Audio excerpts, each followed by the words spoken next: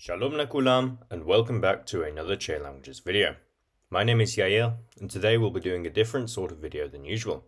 I tend to focus on language families in my videos, but in this video I want to focus instead on one country and the diverse array of languages spoken within it. That country is China, specifically the People's Republic of China, aka the mainland, which is full of hundreds of different languages. Perhaps I will make a different video specifically on the Republic of China and the various languages spoken there too, but for now I will be only focusing on the mainland. Last time I spoke about China in this video in the corner, I annoyed a lot of people with what was essentially a joke that went over their heads, so I want to apologise for that. I don't seriously not recognise the People's Republic of China as a legitimate country. Again, it was a joke that many people took out of context. Regardless of politics, the land that now encompasses China is historically, culturally, and linguistically very diverse, and looking at the language families in the different regions should help you to realize that China is not just one ethnic Han Chinese state. So without any further delay, let's get into the video. Yalla, matchilim. The first language family we're going to be looking at is, of course, the biggest one in terms of speakers, Sinitic. It's actually part of the greater Sino-Tibetan branch, but I'd like to deal with the Tibetic languages separately. These languages are associated with the main ethnicity in China, that is Han Chinese, and this map shows a simplified overview of these languages. Now, Sinitic is the second largest language family in the world, with Mandarin doing most of the heavy lifting. In terms of native speakers, Mandarin is generally regarded as the most spoken language in the world, but overall, when combining all the Indo-European languages, Indo-European is much more widely spoken by roughly half the entire world. However, the Sinitic languages have a long tradition. These are the languages written with Chinese characters, shown here, which have been used for thousands of years. Now, I already talked about this in my video that I referenced earlier, but there is not one language called Chinese. Many people use the term to refer to Mandarin, and some people know about Cantonese, which is a standardized dialect of the Yue language, but many people don't know that, really, Chinese is a collection of many mutually unintelligible languages, which within themselves often have divergent dialects that could be argued to be their own languages. Some of these include Mandarin, Yue, Jin, Wu, Huizhou, Shang, Min, which also includes Hokkien, and Hakka. There are many more, but I won't go into it in too much detail. A distinctive feature of Sinitic languages is that they're tonal. Standard Mandarin only has 4 tones, for instance, whereas Cantonese features 6 tones usually, and Wu can have up to 12 tones depending on the dialect. Another feature of Sinitic languages is that they're highly analytic in grammar, meaning the opposite of agglutination. Basically, Chinese varieties don't use suffixes, prefixes, and definitely not infixes, nor any inflections or conjugations. Instead, single words are bound together in a pretty simple grammatical construction, which can lead to many humorous translations that seem literal. One well-known construction that went viral on the internet a few years ago is the Chinese word for penguin, which is formed with the characters for business and goose. The Chinese script also works very well with this analytic system, as one character represents only one syllable each, with basic root words usually being a syllable, and more complex words, like penguin, being formed from 2 or more words. Here is the phonology of Standard Mandarin, with the phonology of many other Sinitic languages being fairly similar. Before we finish this section, I would like to show a comparison list between words in different Chinese languages. I recommend pausing the video and taking a look at the differences between them, though it's important to note that there are many other differences apart from lexical ones in these languages, such as different word order and, as I mentioned before, tones. However, let's now move on to our next language family. Another language family native to China is the Tibetic group of languages, spoken in southwestern China in the region historically known as Tibet, although it crosses into the border, as you can see from this map, into neighbouring India, Nepal, and Bhutan, which speaks a Tibetic language called Dzongkha. As I mentioned earlier, Tibetic is part of the larger Sino-Tibetan language family, but due to the vast cultural and linguistic differences, I only thought it was fair to treat Sinitic and Tibetic separately in this video. There are still similarities between them, of course, including being tonal languages. It's also important to note that above Tibetic is the Tibeto-Burman branch, which includes Burmese, but we won't be focusing on that in this video, given that Burmese is not a widely spoken language in China. I have another map here which shows the complex linguistic situation within Tibet, and Wikipedia's full classification list is here. In short, however, the two main standard forms commonly used within Tibetic languages are Dzongkha, spoken in Bhutan, and Lhasa Tibetan, which is more or less the same as Standard Tibetan, seen as the, quote, main Tibetan language, and by far the most spoken with around 1.2 million speakers. Standard Lhasa Tibetan has a fascinating phonology, with its consonants and vowels shown here. Some similarities can be drawn here with our previous section on Sinitic languages. I also have a sample of Tibetan here, the text being the Universal Declaration of Human Rights. As you can see, Tibetan has its own script, which in my opinion is one of the coolest writing systems in the world. It's an abugida similar to Devanagari, with the consonants shown here and vowels here. In abugidas, consonants are written and vowels are effectively attached onto them almost like a branch. I think this has to be one of the most beautiful scripts in the world. However, let's move on to our next language family. I have spoken about this language family many times on the channel before, being one of the world's major linguistic families. That family is Turkic, in which several languages in China belong. The most well-known and most spoken is Uyghur, which has gained international attention due to the ongoing Uyghur genocide which is taking place on behalf of the PRC government. But as you can see from this map, Kazakh and Kyrgyz are also spoken. A bit further east, there are the Salar and Western Yugur languages, which also belong to the Turkic family of languages. The area where most of the Turkic languages are concentrated in is known as East Turkestan, a once independent Uyghur Turkic state, which is now part of the Xinjiang province of China. 4 different branches of the Turkic languages are spoken in China, shown here. Surprisingly, Salar is an Oghuz Turkic language, meaning it's closer related to Turkish and Azeri than its surrounding languages, at least in theory. You might remember Ainu from my video on Argot, and if Western Yugur rings a bell, it's because I mentioned it when talking about Eastern Yugur in my video on Mongolic languages. Eastern Yugur is a Mongolic language, whereas Western Yugur is a Turkic language, and the Yugur people are ethnically mixed between the two. Sticking with Uyghur for the time being, however, here is the complete phonology of the language, which looks very typically Turkic. However, it does feature more diverse vowels than usual. Uyghur, despite previously using a script known as Old Uyghur, today uses a modified form of the Arabic script, which is completely an alphabet. Similarly, other Turkic languages in China also use an Arabic alphabet, such as Kazakh, Uzbek, and Kyrgyz, despite using Cyrillic or Latin in their own countries. However, this sample of Uyghur, obviously being the Universal Declaration of Human Rights, uses the official romanization. Moving on to Salar, the Oghuz Turkic language, we have this phonology, which is actually fairly different from Anatolian Turkish itself. Here is a sample from Salar. From my basic knowledge of Turkish and Azeri, I can't really spot anything other than bir and bu, and gadin, which I'm guessing is related to Turkish kadın. But I don't speak a very good level of any Turkic language, so I'd like to hear your perspectives in the comments below. Also, here is the Universal Declaration of Human Rights again, but in Salar. But now, however, let's move on to our next section. The next language family we'll be focusing on, I made an entire video about in much more detail, so be sure to check out that video after this. But the Mongolic languages have had a presence in China for centuries now.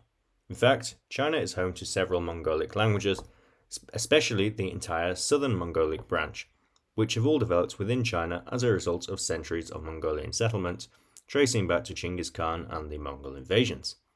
Now, in my original video on Mongolian languages, I covered all the branches, but 3 of the 4 major branches of the Mongolic family are spoken in China, shown here, with Dagur being its own branch. As you can see, the aforementioned Eastern Yugur is present in this classification. Mongolian languages in China actually don't use the Cyrillic script like in Mongolia, but instead use the traditional Mongolian script, which is reassuring, as personally I think it's another one of the coolest scripts around. Again, if you want to learn more and see comparisons between the Mongol languages, check out my longer video. But here is the Universal Declaration of Human Rights in Standard Mongolian with a romanization here. For now, however, let's move on with the video. Before we move on to the next section, however, I want to let you know that you can become a member of the channel. I want to give a special thanks to everyone who has already joined. The current members being Hein Barnavi, Ivan Lewin, Jaden, Jeffrey Schweitzer, Kennedy, Louis Krupp, Mdfh, Miles, Sly, Socrates, and finally Yona. If you'd like early access to videos, members only videos, and access to the private Discord server, consider becoming a member today. But for now, let's get back to the video. The language family we're going to talk about next is particularly fascinating as not everybody knows about this group of languages. This family is the Tungusic language family, which spreads across Russia and China. The most well-known historically of these languages is Manchu, which was once the official language of China during the Qing dynasty, as the ruling elite were ethnic Manchus. However, over time they became Sinicized, and with the decline of the Qing dynasty, all use of the language was removed from the administration. Tungusic languages have been difficult to classify in the past. Many linguists who subscribe to the Altaic theory just group them in with that, whereas some other linguists have more plausibly included Tungusic languages with either Mongolic or the proposed Para-Mongolic language family. Nowadays, it is often treated as its own language family. The Tungusic languages that are spoken in China include Manchu, Xibe or Sibe, Evenki, Rukken, and Kili. However, they are not spoken by many people today. Manchu, for example, despite being the official of China for around 400 years, and there being around 10 million ethnically Manchu people in China, has only 20 speakers today, with a sample shown here. Though sadly, I could find no romanization, so you will just have to look at their unique script, which is ultimately derived from the Mongolian script. The closely related Xibe language is slightly more successful with 30,000 speakers, despite the presence of 200,000 ethnic Xibe or Sibe, depending on the academic name. The Evenki language, spoken on both sides of the border, has 16,000 speakers in total, with a sample from the Universal Declaration of Human Rights here. Again, all of this is surprising when the total population of Tungusic peoples stands at around 11 million. But sadly, many of them have lost the ability to speak their languages due to discriminatory policies which force them to learn Mandarin. There is a revitalization movement going on for Manchu, but it will likely never rise to the numbers it used to stand at. However, I don't have anything more for the Tungusic languages, so with that, I will move on to our next section. The next language family is spoken at the opposite end of China in the extreme south, this family being the Hmong-Mien languages. As you can see from this map, it gets its name from two sister branches which form the family, Hmongic and Mienic. In Chinese, these are referred to as Miao and Yao, and the Miao-Yao language family is also a common name for Hmong-Mien. A slightly more dated term you might sometimes see is Yangtzean. The linguistic situation for these languages is obviously more complex than the initial map I showed, however, so let's take a look at this map instead, which breaks down the languages further. In the Hmongic languages, we have Hmong or Hmong, She, Pana, Yonuo, Hmu, Raojia, Bunu, Shong, Hnai, Pahng, Naoklao, and Numao. The Mienic branch, on the other hand, contains Zhaomin, Biaomin, Biaomon, Biaomuan, Moshi, Moyo, Kimun, and Yumian. Some people will dispute some of these languages, however, as attempts to clearly define and classify the Yangtzean languages have been difficult. Western Hmong, for example, is sometimes thought of as a dialect continuum, even though some of these dialects are not mutually intelligible, but it can be really difficult to draw that line of what is and what isn't intelligible relative to the dialect of the speaker who is being interviewed. However, what cannot be disputed are these linguistic samples displaying the numbers from 1 to 10 in these languages/dialects. The first table tells you the numbers in the Hmongic languages, whereas this second table shows the Mienic languages. Once again, feel free to rewind and pause the video and compare. Western Hmong itself has around 3.5 million speakers, so these languages are thankfully not as endangered as the Tungusic languages. I find it very interesting how they thrive as minority languages in this small corner of China. However, before we finish this video, let's go over some quick honourable mentions. So the honourable mentions are some language families which I don't want to dedicate too much time to, either because I've talked about them before or because there aren't many languages within them. The first one being Austroasiatic, because I actually talked about both Taang and Bugan in my previous video on Austroasiatic languages, which you can watch here. Bolu is closely related to Bugan, being within the Pekanic branch. Austroasiatic is the same family as Vietnamese, so it's not surprising that there are some of these languages in southern China. The next language family is Indo-European, in which Russian spills over the border in a few places. People learn English in universities, and especially has more influence in Hong Kong, and Portuguese still has some presence in Macau, whereas there is also a Portuguese Creole language called Macanese Patois. Although now extinct, there were once the Indo-European Tocharian languages in what is now East Turkestan, where Uyghur is spoken, an enigmatic Kentum branch of the Indo-European that strangely ended up in Bactria. However, the next branch is Koreanic. As this map shows, many people forget that the Korean language and the controversial possible language Yukchin both cross over into China, where they are a majority in certain areas. There are also North Korean workers who have permits to work in the Korean-speaking areas of China on certain occasions. Moving on, however, there is one Austronesian language spoken in China called Tsat, spoken on Hainan language. With that, let's move on to the last language family of this video. The final language family we'll be discussing is the Kra-Dai language family, also sometimes referred to as Tai-Kadai. As you can probably guess, this is the same language family that the Thai language of Thailand comes from. As I'm sure you can see on the map, every branch of the family has at least some presence in China. The only one from the southwestern branch, which Thai is in, that exists in China, however, is Tai Nua. Something interesting I found from this language is a greeting they have which means, "Have you eaten rice?" which I find a very compassionate greeting, to say the least. There is also another small branch of the Tai-Kadai languages spoken on Hainan called Be, which you can see from this map here. Also restricted to Hainan is the larger branch Hlai.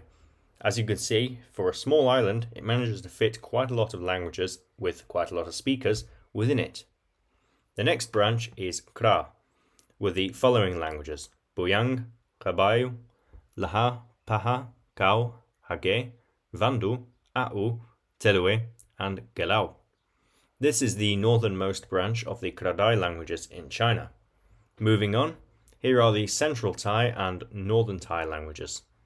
As you can see, there are a lot of them, and this map here doesn't help much to make the situation any clearer.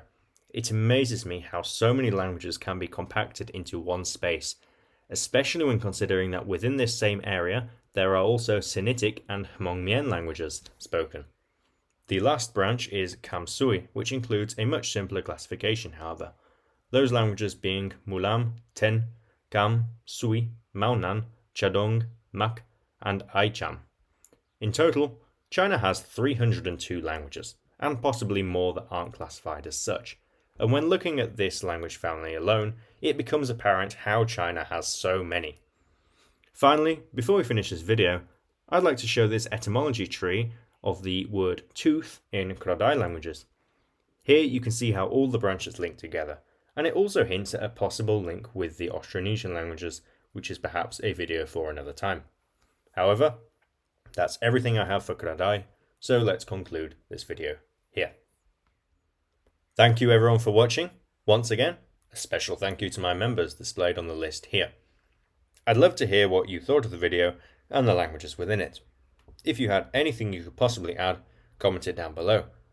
Do you think I should make more videos on language overviews of countries? Again, let me know. However, for now, I once again thank you for watching, and until next time, ta-ra, ve yalla bye.